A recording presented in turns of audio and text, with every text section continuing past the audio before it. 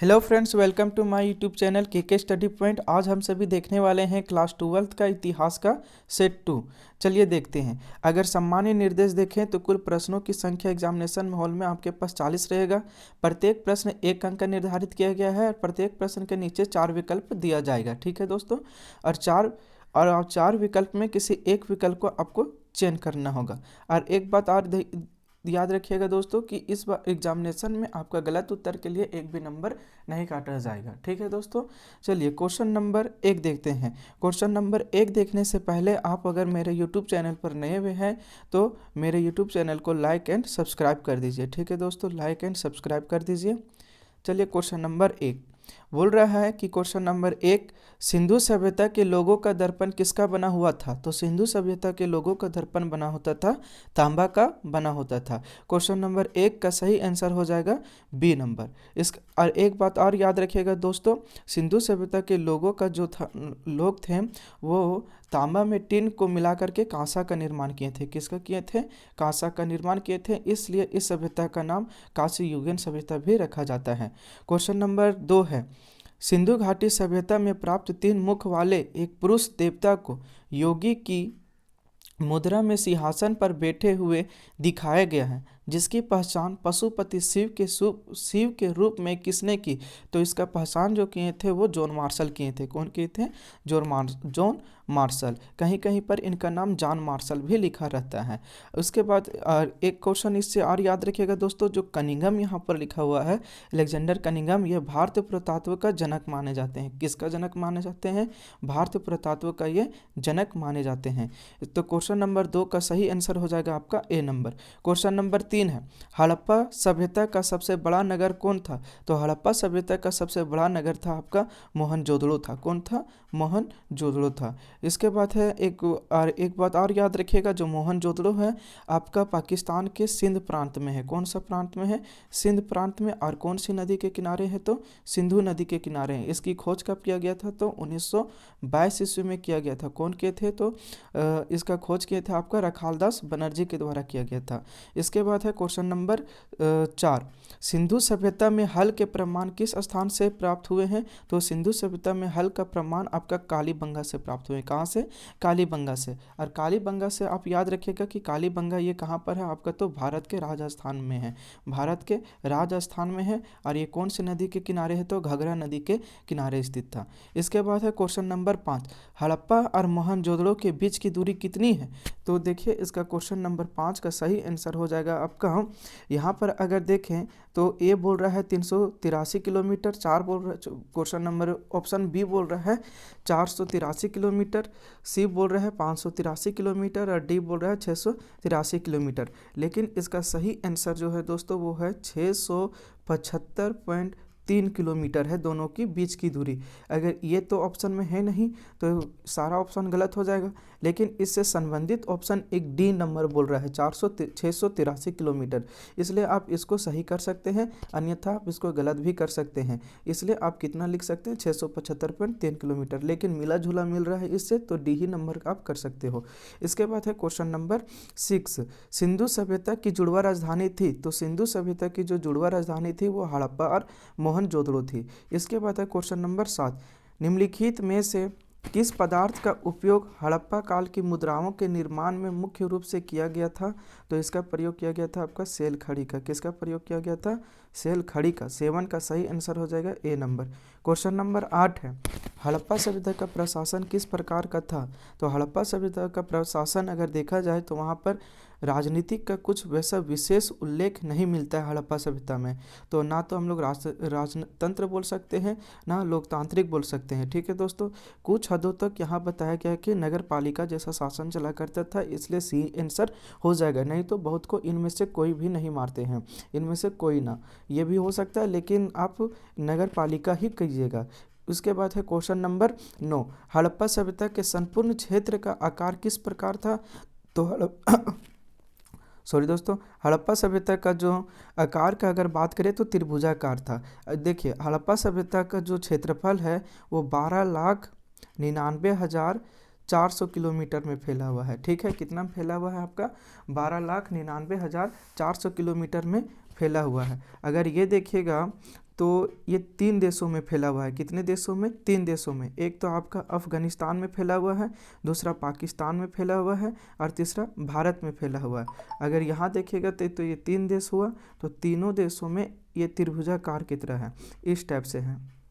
ठीक है दोस्तों, इस तरह से यहाँ फैला हुआ है। लेकिन इसकी सीमा निर्धारण जो किया जाता है पाकिस्तान से भारत में किया जाता है। अगर भारत में कीजिएगा तो यहाँ पर मांडा हो जाएगा, यहाँ पर आपका ये उत्तर में मांडा हो जाता है जो जम्मू कश्मीर में है आपका। इसके बाद यहाँ पर ये आपका पश्चिम में आपका देसलपुर हो जाता है, यहाँ पूर्व दक्षिण में देमाबाद हो जाता है और ये पूर्व में आपका आलमगीरपुर हो जाता है। कौन सा पुर? आलमगीरपुर। और यही बात करेंगे तो पाकिस्तान में, तो पाकिस्तान के उत्तर में क्या होगा, पश्चिम में क्या होगा, दक्षिण में क्या होगा और पूर्व में क्या होगा। तो यहाँ पर राखीगढ़ी हो जाता है पाकिस्तान में, यहाँ पर आपका हो जाएगा सुतकांगेडोर और यहाँ पर आपका हो जाएगा देमाबाद और यहाँ पर हो जाएगा आपका आलमगीरपुर। ये पाकिस्तान का है दोस्तों। बस उत्तर और दक्षिण वाला, उत्तर और पश्चिम वाला सीमा बदल जाता है दोनों का, भारत और पाकिस्तान में। इसके बाद है क्वेश्चन नंबर 10, हड़प्पा कालीन स्थलों में अभी तक किस धातु की प्राप्ति नहीं हुई है? तो लोहा का प्राप्ति नहीं हुआ था। किसका? लोहा का प्राप्ति नहीं हुआ। दरअसल लोहा का तो प्राप्ति वैदिक काल में हुआ है। अब वैदिक काल को भी 2 भागों में बांटा जाता है, एक उत्तर वैदिक काल और दूसरा ऋग वैदिक काल।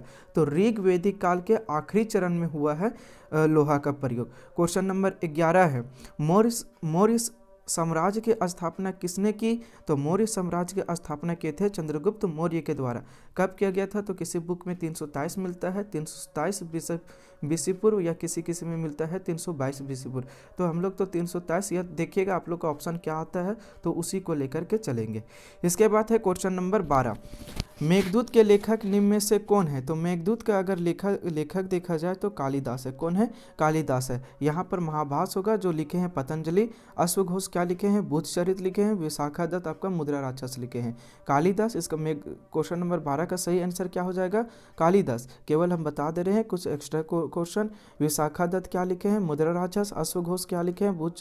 बुद्धचरित। और महाभास जो लिखे हैं वो आपका पतंजलि, जो ब्रांड चलता है ना दोस्तों बाबा रामदेव का, पतंजलि का ब्रांड। उसके बाद है क्वेश्चन नंबर, तो वो ब्रांड यहाँ पर नहीं, वो पुस्तक है एक तरह का। इसके बाद है आपका क्वेश्चन नंबर 13, मौर्य काल में गुप्तचरों को क्या कहा जाता था? तो इस 13 का सही आंसर हो जाएगा गुड़ पुरुष कहा जाता था। क्या कहा जाता था? गुड़ पुरुष। उसके बाद है क्वेश्चन नंबर 14, मौर्य वंश की स्थापना कब की गई? तो देखिए इसका सही आंसर आप रखिए 322 ईसा पूर्व किया गया था। कब किया गया था? 322 ईसा पूर्व किया गया था। किनके द्वारा किया गया था? तो चंद्रगुप्त मौर्य के द्वारा किया गया था। अब चंद्रगुप्त मौर्य ने क्या किए थे कि नंद वंश के अंतिम शासक जिसका नाम था घनानंद, उनका नाम क्या था? घनानंद था। घनानंद को, नंद वंश के अंतिम शासक घनानंद को पराजित करके मौर्य वंश की स्थापना 322 ईसा पूर्व में किए थे। ये किनकी मदद से किए थे? तो इनके गुरु हुआ करते थे, ठीक है। चंद्रगुप्त मौर्य का गुरु का नाम था चाणक्य, ठीक है। उनके गुरु का क्या नाम था? चाणक्य नाम था। चाणक्य का भी बहुत सारा नाम है, कौटिल्य नाम है, विष्णुगुप्त नाम है, ठीक है दोस्तों। तो चाणक्य की सहायता से इन्होंने मौर्य वंश की स्थापना 322 ईसा पूर्व में किए थे। कौन सा नंद को हराए थे? तो घनानंद। घनानंद कौन सा वंश से संबंधित है? तो नंद वंश का अंतिम शासक था। और याद रखिएगा घनानंद का एक अपना ही बोली हुआ करता था, चलता है उनका, त्रिगधा त्रिगधा धा धा त्रिगधा धा। इसके बाद है क्वेश्चन नंबर 15, मेगास्थनीज की पुस्तक को किस नाम से जाना जाता है? तो मेगास्थनीज के पुस्तक को जाना जाता है इंडिका के नाम से।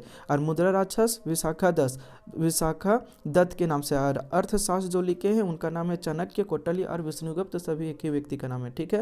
वो किनके गुरु हुआ करते थे? तो चंद्रगुप्त मौर्य का। क्वेश्चन नंबर 15 का सही आंसर क्या हो जाएगा? B number. Question number 16, Kaushal की राजधानी कहाँ थी? तो कौशल की अगर राजधानी देखा जाए तो श्रावस्ती थी। कौन सा ऑप्शन हो जाएगा 16 का? बी नंबर, ठीक है। क्वेश्चन नंबर आपका है 17, कलिंग का युद्ध कब हुआ था? तो कलिंग का युद्ध हुआ था आपका 261 ईसा पूर्व में हुआ था। किनके बीच हुआ था? तो ये हो जाएंगे आपका सम्राट अशोक, ठीक है। ये कौन हो जाएंगे? सम्राट अशोक। और एक हुआ था कलिंग, जो वर्तमान में क्या बोला जाता है? उड़ीसा। उड़ीसा का जो नाम सुनते होंगे वो आपका पास्ट टाइम में यानी भूत में पहले जो था इतिहास में किस नाम से जाना जाता था? कलिंग में, कलिंग के नाम से। लेकिन वर्तमान में अभी उसका नाम उड़ीसा पड़ा गया है। तो आनंद पद्मनंद के नाम, आनंद पद्मनाभन राजा के पास हुआ था ये दोनों का युद्ध, कलिंग का युद्ध। कलिंग का युद्ध में देखिए दोस्तों बहुत ही करोड़ों का बर्बादी हुआ था और लाखों सेना मारे गए थे, जिसके कारण क्या, और ये युद्ध रुकने का नाम ही नहीं ले रहे थे। लेकिन कुछ देरों के बाद, कुछ दिनों के बाद आनंद की मृत्यु हो जाती है। तो युद्ध में आनंद की जो पुत्री होते हैं वो लड़ाई करने के लिए आ जाते हैं। युद्ध में जब पुत्री आ जाते हैं तो अशोक सम्राट अपने अस्त्र शस्त्र को छोड़ देते हैं युद्ध करने के लिए, और युद्ध से वो घृणा कर लेते हैं और बौद्ध धर्म को अपना लेते हैं। आप लोग कमेंट में आंसर कीजिएगा कि आनंद के पुत्री का नाम क्या था। क्वेश्चन नंबर 17 है कलिंग का युद्ध कब हुआ, तो ये बता दिए। क्वेश्चन नंबर 18 है भारत में सर्वप्रथम सोने के सिक्के जारी करने वाला शासक कौन था, तो गुप्त थे। कौन से वंश के थे, गुप्त। और शुद्ध सोना बोलेगा तो कुषाण होंगे, शुद्ध सोना में कौन हो जाएंगे, कुषाण हो जाएंगे। क्वेश्चन नंबर 18 होगा। क्वेश्चन नंबर 19 मथुरा किसकी राजधानी थी, तो मथुरा आपका सुरसेन की राजधानी थी। क्वेश्चन नंबर 20 है विमान मंदिर के किस भाग को कहा जाता है, तो विमान मंदिर जो है गर्भगृह के ऊपरी की आकृति को, जैसे ये मंदिर रहता है और ये वाला, तो इसके ऊपरी वाले भाग को क्या कहते हैं, विमान मंदिर को किस भाग को कहा जाता है, तो गर्भगृह के ऊपर की आकृति को। 20 का सही आंसर हो जाएगा सी नंबर। क्वेश्चन नंबर 21 है बौद्ध दर्शन किस में संकलित था, तो बौद्ध दर्शन आपका संकलित था सुत्त पिटक में। किसमें, सुत्त पिटक में। क्वेश्चन नंबर 22 है भगवान बुद्ध का जन्म किस देश में हुआ है, तो भगवान बुद्ध का जन्म नेपाल में हुआ है। कब हुआ था, तो 563 ईसा पूर्व में हुआ था भगवान बुद्ध का जन्म नेपाल के लुम्बिनी नामक वन में। कौन सा वन में, लुम्बिनी नामक वन में इनका जन्म होता है। पिताजी का नाम इनका होता है दोस्तों शुद्धोधन, याद रखिएगा इनके पिता का क्या नाम था, शुद्धोधन, और माता का नाम था माया देवी। ठीक है, माता का नाम क्या था, माया देवी। और इनका जो लालन पोषण किए थे इनकी मौसी, और मौसी का नाम था प्रजापति गौतमी। मौसी का क्या नाम था, प्रजापति गौतमी। और ये कौन से वंश से बिलोंग करते हैं, तो शक्य वंश से बिलोंग करते थे। ये सारा क्वेश्चन पूछा जाता है। इसके बाद इनकी मृत्यु कब हुई थी, तो 483 ईसा पूर्व हुआ था। कब हुआ था, 483 ईसा पूर्व हुआ था। कहाँ पर, तो भारत के कुशी नामक नगर में। कौन से नगर में, कुशी नामक नगर में हुआ था। और इनके एक पुत्र थे, पुत्र का नाम क्या था, राहुल था। और इनकी एक पत्नी थी, पत्नी का नाम सुधोधरा था, यशोधरा था। ठीक है, पत्नी का नाम क्या था, यशोधरा था। ये इनसे संबंधित क्वेश्चन हुआ। ठीक है, इसके बाद है क्वेश्चन नंबर 23। अगर क्वेश्चन नंबर 23 देखें तो महावीर की मृत्यु कब कहाँ हुई थी, तो महावीर की जो मूर्ति हुई थी वो पावापुरी में हुई थी। कहाँ पर, महावीर की मृत्यु पावापुरी में हुई थी। और ये महावीर जो थे इनका बचपन का नाम वर्धमान था। और ये जैन धर्म के 24वें तीर्थकर थे। कितने तीर्थकर थे, 24वें। इसके बाद है क्वेश्चन नंबर 24 त्रिरत्न सिद्धांत सम्यक ज्ञान, सम्यक दर्शन, सम्यक आचरण किस धर्म की महिमा है, तो ये जैन धर्म की महिमा है। ठीक है, कौन सी धर्म की, जैन धर्म की। क्वेश्चन नंबर 25 है महावीर स्वामी का जन्म कब होता है, तो महावीर स्वामी का जन्म जो होता है 540 ईसा पूर्व में होता है। कब, 540 ईसा पूर्व में। और इनकी मृत्यु 468 ईसा पूर्व में होता है। इसके बाद है क्वेश्चन नंबर 26 महात्मा बुद्ध के प्रिय शिष्य का नाम क्या था, तो प्रिय शिष्य का नाम था आनंद, और प्रथम शिष्य का नाम था जामिल। ये याद रखिएगा, प्रथम शिष्य हुआ करते थे जामिल, और आनंद जो थे वो प्रिय शिष्य थे।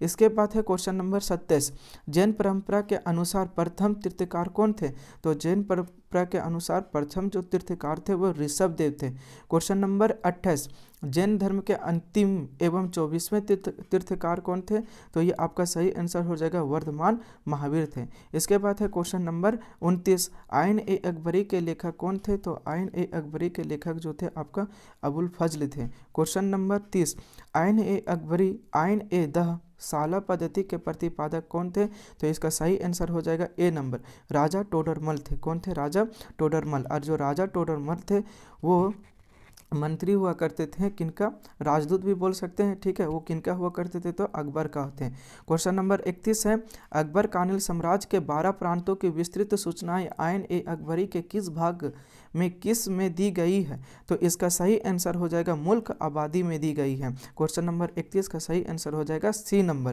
क्वेश्चन नंबर 32 है अकबर ने फतेहपुर सिकरी में इबादत खाना का निर्माण कब कराया, तो इसका निर्माण ये करवाए थे 1575 ईस्वी में। क्वेश्चन नंबर 32 का सही आंसर हो जाएगा बी नंबर। क्वेश्चन नंबर 33 है बाबर द्वारा रचित तुजक ए बाबरी बाबरनामा किस भाषा में लिखा गया है? तो ये सब अरब के थे, तो तुर्की के भाषा में लिखा गया। कौन सा भाषा में? तुर्की भाषा में लिखा गया है। इसके बाद है क्वेश्चन नंबर 34, बादशाहनामा के रचयिता कौन थे? अबुल फजल, अब्दुल हमीद लाहौरी, फैजी या जहांगीर? तो इसका सही आंसर हो जाएगा बी नंबर, अब्दुल हमीद लाहौरी। इसके बाद है क्वेश्चन नंबर 35, अकबर का जन्म 1542 ईस्वी में किस स्थान पर हुआ है? तो ये आपका हुआ था अमरकोट में। अमरकोट दरअसल राजपूतों का महल हुआ करता था, और याद रखिएगा 15 अक्टूबर को हुआ है, 15 अक्टूबर 1542 ईस्वी को। और ये किसका पुत्र था अकबर? तो हुमायूं का पुत्र थे। ठीक है, अकबर किनके पुत्र थे? तो हुमायूं के पुत्र थे अकबर। और अकबर राजगद्दी पर कब बैठा था? तो अकबर जो राजगद्दी पर बैठा था वो 14 फरवरी 1556 ईस्वी को। कब? 14 फरवरी 1556 ईस्वी को। किसकी सहायता से? तो अपने पिताजी का सेनापति बैरम खान की सहायता से बैठा हुआ था। ठीक है, गद्दी पर बैठा था। इसके बाद है क्वेश्चन नंबर 36, अकबर का वित्त मंत्री कौन था? तो अकबर का वित्त मंत्री का अगर बात किया जाए तो राजा टोडरमल यानी कि टोडरमल थे। उसके बाद है क्वेश्चन नंबर 37, कृष्णदेव राय किस राजा से संबंधित थे? किस वंश से संबंधित थे? तो ये आपका संबंधित है तुल्लभ वंश से। कौन से वंश से? तुल्लभ वंश से। इसके और ये सभी जो वंश है सभी विजयनगर में शासन कर चुके थे। क्वेश्चन नंबर 38 है, विजयनगर साम्राज्य का सर्वश्रेष्ठ शासक कौन था? तो इसका सही आंसर हो जाएगा कृष्णदेव राय थे। क्वेश्चन नंबर 38 का सही आंसर हो जाएगा डी नंबर। क्वेश्चन नंबर 39 है, बहमनी साम्राज्य की स्थापना कब हुई? तो बहमनी साम्राज्य की स्थापना हुआ था आपका 1336 ईस्वी में। इसके बाद है क्वेश्चन नंबर आपका 40। अगर क्वेश्चन नंबर 40 देखा जाए तो इसमें देखिए दोस्तों, बहमनी साम्राज्य की स्थापना हुआ था आपका 1347 ईस्वी में। कब हुआ था? 1347 ईस्वी में। 39 का सही आंसर हो जाएगा सी नंबर। क्वेश्चन नंबर 40 है, यूनेस्को ने हम्पी को विश्व पुरातत्व स्थल कब घोषित किया? तो ये घोषित किए थे 1986 ईस्वी में। कब? 1986 ईस्वी में किए थे। ये इस तरह से आपका सेट 1 का तो सोल्यूशन भेज दिए हैं, ये हिस्ट्री का सेट 2 का है। देखिए दोस्तों, ध्यान से पढ़िए और अधिक से अधिक नंबर लाने की कोशिश कीजिए। क्लास 12th में अच्छा नंबर रहेगा तो आपका अच्छा कॉलेज में वगैरह में एडमिशन हो जाएगा सेमेस्टर में। ठीक है दोस्तों, धन्यवाद, और मेरे चैनल को लाइक एंड सब्सक्राइब कीजिए। जय हिंद।